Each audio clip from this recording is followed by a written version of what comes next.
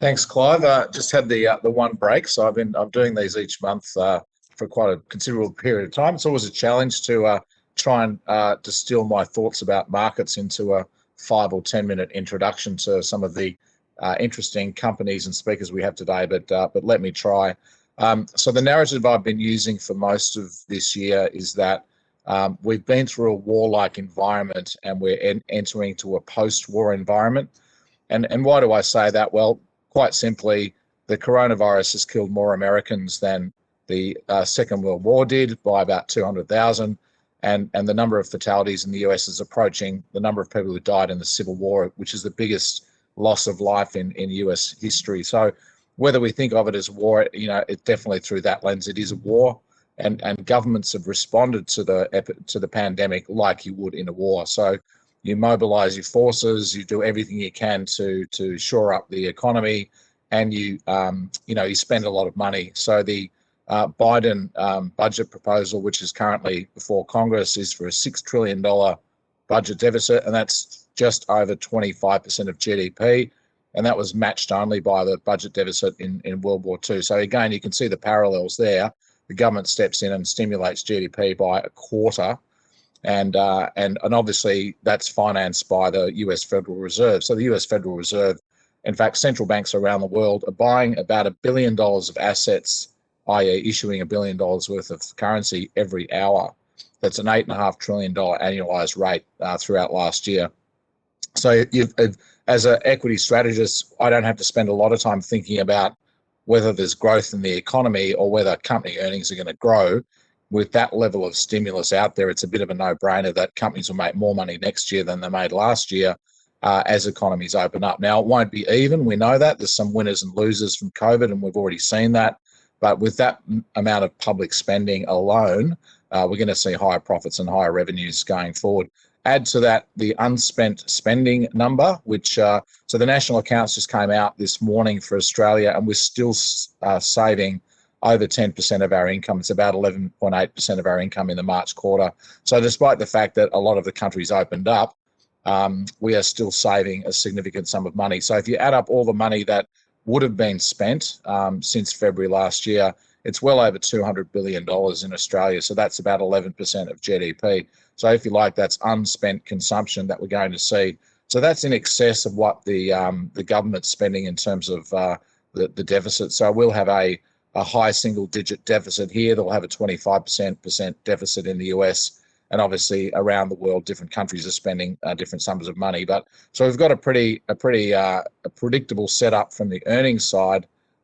So really, what everyone's focusing on now is A, exchange rates, and B, how much do you want to pay for those income streams? Because obviously, with cash rates at zero, we need to really think about how much we're going to pay for income producing assets, or even non-income producing assets such as cryptocurrency, gold, and even housing. So that's where we are at the moment. We're probably reaching a point where we're, in the short term anyway, got peak growth. We've got purchasing managers indices and other measures of growth that are reaching record highs. So the US services indicator reached a level of 70. It's never reached a level of 70 before as that economy comes out of lockdown.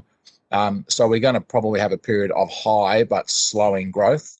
And we're really looking at assets that do well when there's high and slowing growth rather than the ones that are the reopening trade. So really the focus of investors is switching from the earnings story, which is pretty much baked in, to how much do I want to pay for these things. So inherent in that is what happens with inflation. So central banks were created really to fight inflation. They now have the job of creating it, which is a little bit of a different setup for them.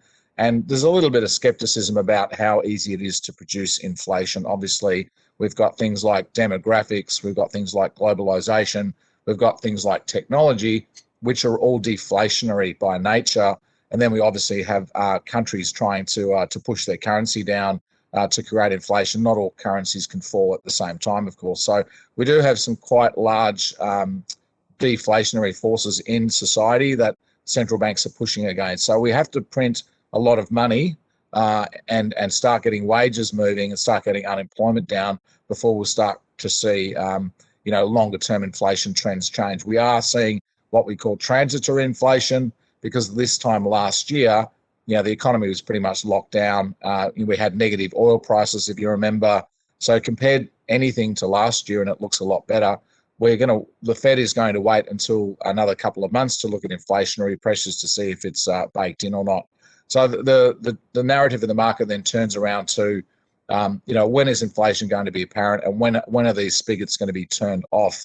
Again, if we look at post-war environments, if we look at World War II, after the Second World War, the Bank of England kept interest rates at zero until 1952. So it wasn't until 7 years after the end of the world that they started letting rates go up. Now, I'm not suggesting that it's going to be 2028 before we see cash rates above 0.25, but it just shows that central banks and governments will let the economy run hot.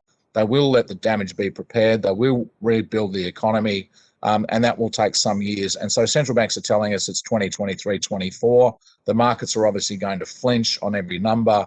So we're in for a bumpy ride, but generally speaking, the share prices tend to follow earnings in the longer term. So as long as earnings are growing, which they look like they're going to do for the foreseeable future, then equity prices should do well as well. It's also a good market for capital, because with so much money being printed, companies can raise money, companies can grow their business, companies can invest, and they can use equity and very, very cheap debt capital. So it's a good time to be an investor.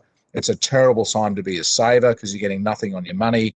It's also a very good time to be a borrower. So we've started to see, some of the banks start to remove their low fixed rate loans. Interest rates are starting to move up. So for those people that do have borrowing in their portfolio, now is probably a pretty good time to lock that in, because we might see longer term rates start to move up, even if cash rates stay low. So I might leave it there. We've got some great companies to listen to today, and again, great to be part of the FNN investor events. Thank you.